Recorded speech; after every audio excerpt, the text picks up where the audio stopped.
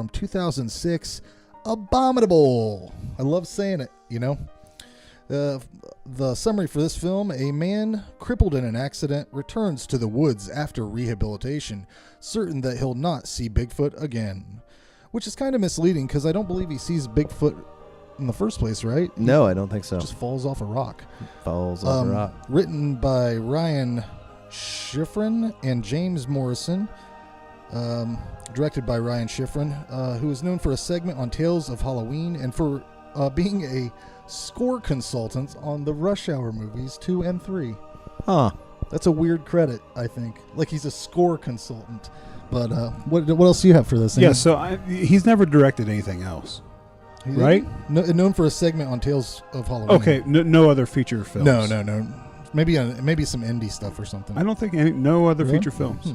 Why? I mean, this wasn't that bad of a movie. No. That's good. Anyway.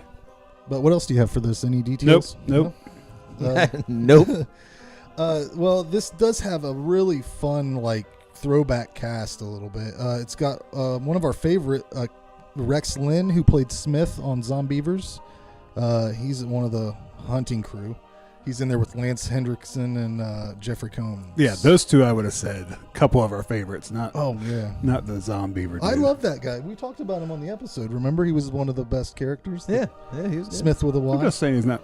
He's not Lance Henriksen or Jeffrey Combs. Well, it also although this wasn't Lance Hendrickson's shining. Yeah, well, why are they in there? Son. They're there for like 2 minutes. I was so bummed out when they killed him, man. I was like, you killed the best fucking people. Now all that's left's that dude from Pain That Rocks the Cradle. Must have been paying them by lines because they didn't. Yeah. They're not in the movie very much. Like it's still like I don't know what it was. Like I usually love Lance and everything. Like he comes in and it was like, oh, this was a paycheck. Oh, yeah. He does not. He does have a really good line when he says, care. I like to kill shit, or something like that. Yeah. Whatever it is. But he does good. The majority of his he does a good job. I'm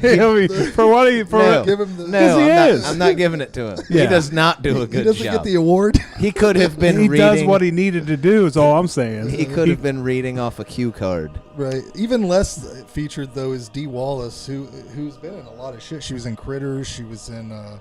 I looked at her IMDb page and it was fucking just never ending. But she's only at the beginning for just a little bit. I thought they killed the fucking characters off too soon. Those women are fucking annoying. There's no... oh my God.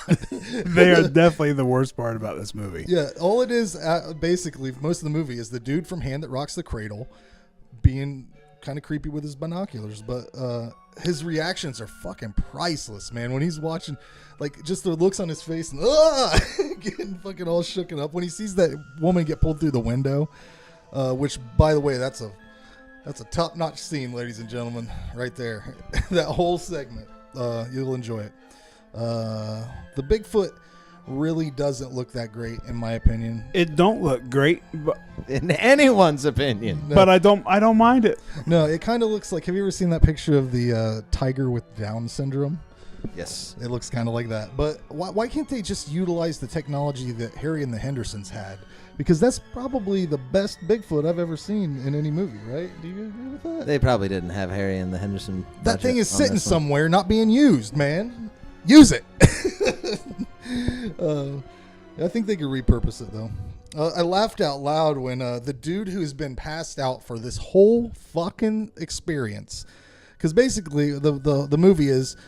dude who has been injured in a climbing accident is taken by force up to his old home. Yeah, I don't know if that's a nurse or a physical therapist or what, but he's a real asshole. He's in blue jeans, but he's wearing a scrub top, and he like grabs him and carries him upstairs. Like a little baby. Yeah. Kidnaps him to his house. But but he tries to put him to sleep because he keeps seeing this Bigfoot thing and whatever, and ends up getting knocked out himself. But he's been passed out for the whole fucking movie, and at the end comes in, hits the fucking Bigfoot with an axe, like he knows what the fuck's going on. I guess you would just react that way. It's like the Hitchcock film. What is that?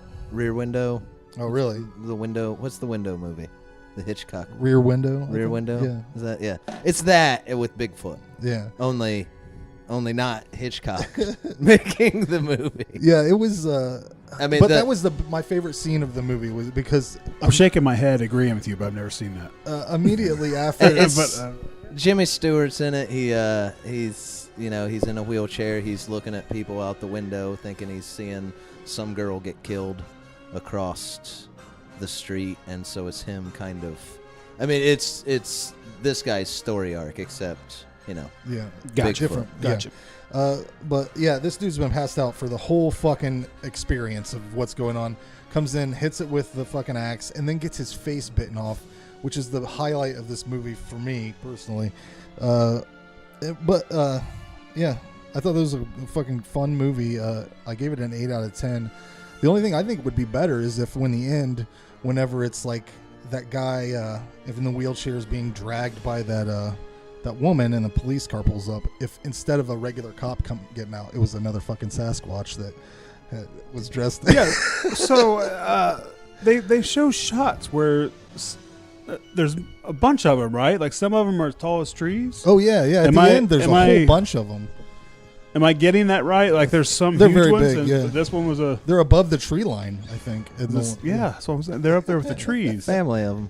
They're big ones. Okay. Could have done without the cartoon eyeballs, but yeah, I gave it an 8 out of 10. I thought it was fun. I'll watch it again. I didn't see this when it first came out. Like I just bought this and watched it recently. But I think that I saw or heard that they went back and like touched up the CG because there's still some bad CG in this. Yeah. So I don't know what it looked like before they touched it up, but at least for the Blu-ray release that I got, I don't know what. Anyway, that was touched up, so I don't know. When he opens his mouth though and stretches his mouth to eat that, there's parts where it looks good. Yeah. It was a fun movie. What'd you give it? What's your rating? Well, anyway, I'm not gonna tell you yet. Hold on. There was a good cast in this movie. On paper, they weren't in the movie very often. The dude in the wheelchair is a really good actor. Except for the girls. The girls in the house, you could have replaced them with anyone on the street. Just throw a stone. The acting suffers at times, and I think it may be because of the writing. Like the guy in the wheelchair. Did anyone else feel like you're almost listening to an audiobook? Yeah, like he narrates, he talks, and it's such just a mono, like an audiobook. The one thing that I could not let go of the whole fucking time, once they get to the cabin, how the fuck is he hasn't been there for 6 months. His electric's on, his fucking internet's on. He's got all this shit that's on. It's like he never fucking left. He's got a cabin in the mountains, man. He's got money. Just keep that fucking internet rolling. He's got people. Satellite internet. He's got people taking care of it. The Sasquatch, Bigfoot, whatever. I think it looks pretty bad. It's practical effects, so you got to give him that. And I think it works. I think it fits the movie. I think it fits the tone. There's lots of little bad things in this movie. And I could sit here and probably pick it apart, but at the same time, I think they're all forgiven. It's just too fun to fixate on that. Yeah, like, don't worry about it. It's a low-budget creature feature. It's pretty much all shot in one location, but in the snow. I really love horror movies in the snow. You got it. It's a man in a suit. It's a solid Bigfoot movie from at least the ones that I've seen. I gave it a 6. Yeah, I think you guys have covered everything. I gave it a 5. I think I enjoyed it a little less than everybody else. You would have loved this, man. No, it wasn't. It wasn't overly schlocky. I think the schlock kind of comes from just bad writing. And I'm sure that's half. I really thought watching Henriksen's scenes. It was just this is bad.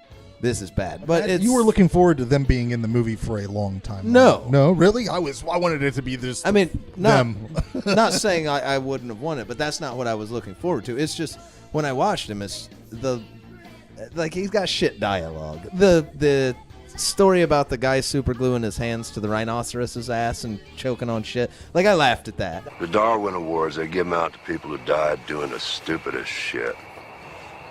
Like what? One of my favorites is this guy This guy goes to a petting zoo with some of his friends, and he decides to demonstrate the effectiveness of crazy glue.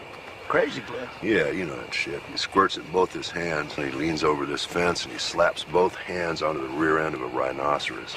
You are. No, I'm not kidding you. No shit, this thing takes off, yanking this guy right off his feet, and all he can smell is ass.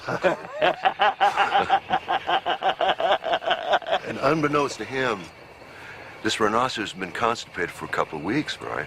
So they give him a massive dose of this laxative. The zookeeper. Yeah. So this thing is charging around trying to free himself of this guy. And he's stomping on pygmy goats and ducks and all this stuff, and he starts shitting uncontrollably right in this guy's face. Paramedics come to try to clear an air passage, and this guy's buried under 30 gallons of diarrhea, man.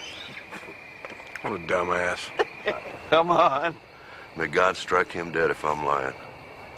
You don't believe me, Mr. Skeptic? Take a good look in the mirror.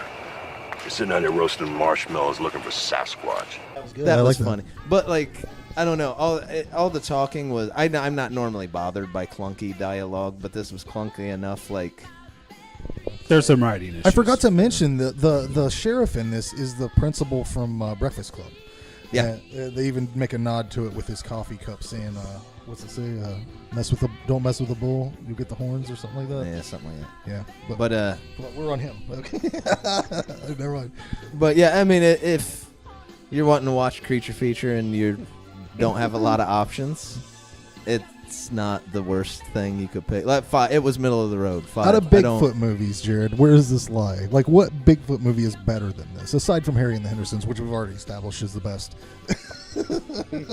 I don't know. I'd have to line up a list of Bigfoot movies off the top of my head. I'm not pulling. I haven't seen a bunch of them, but I've been reading up on a bunch of them, watching trailers because I don't know if maybe this movie sparked it or what, but I'm really in a Bigfoot mood right now. Well, there's one with Andre the Giant. I think I saw a still from it. I believe he was the Bigfoot. I'm drawing a blank on Bigfoot movies right now, but for me, this was just middle of the road. I don't think you're missing anything if you don't watch it, but there's definitely way worse movies. So 5. It's got parts that are enjoyable and a lot of clunky stuff that just. All right.